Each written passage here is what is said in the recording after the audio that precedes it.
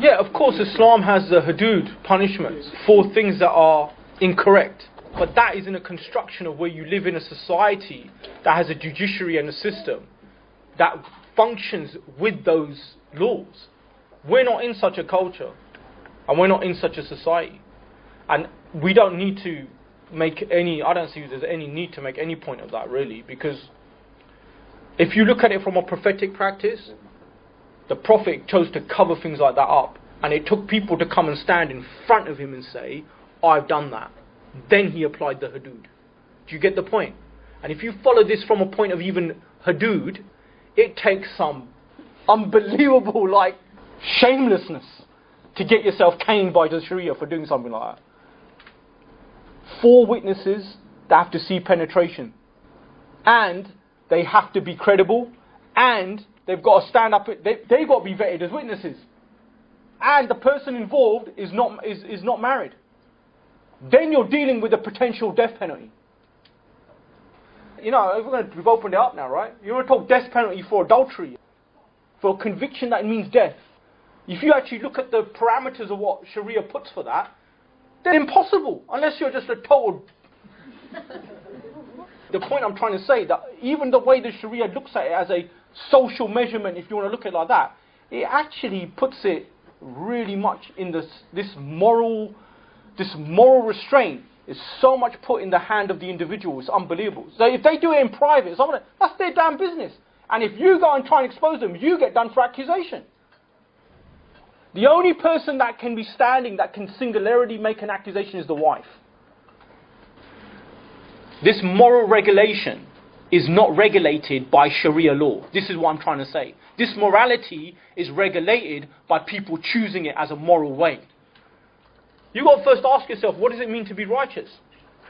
Is it because there's a law there that's going to tell you, yeah, you're going to get yourself cut up, mate. You're going to get, put to death if you do it.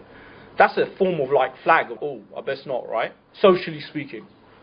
But ultimately, righteousness is not about your concern of how other people see you or how you're going to be judged. Righteousness is about you doing things only for Allah, and knowing that you're returning your judgments with Allah, not through the idea that there's a deterrent. The deterrent can help you. Don't misunderstand. I'm not saying they don't exist. They do exist. The Hadud do exist, and they should exist in their context. But that's not really a deterrent. How is it going to be a deterrent when you have 4 witnesses you've got to see? How's that a deterrent? If you think that's not even a deterrent. We're not understanding the entire manner of how Islam tries to present that conversation, set against what nafs is, set against what morality is. The checks and balances way before this point.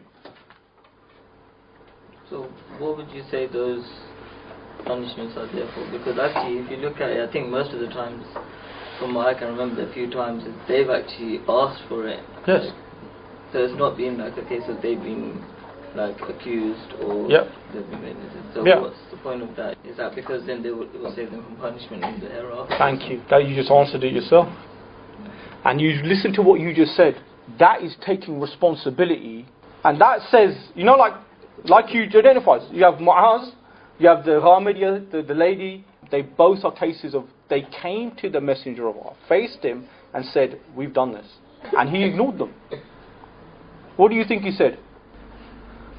He done his utmost to turn away from that, to the point he even started asking questions to people next to them. Do you know this person? Do you know, does he have insanity? Does he suffer from forms of insanity?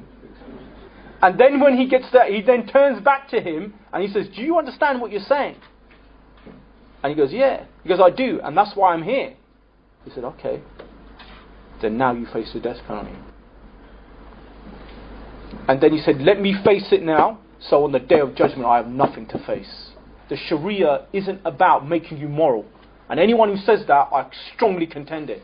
The morality of Islam is in the belief of what is to come. That is your moral compass.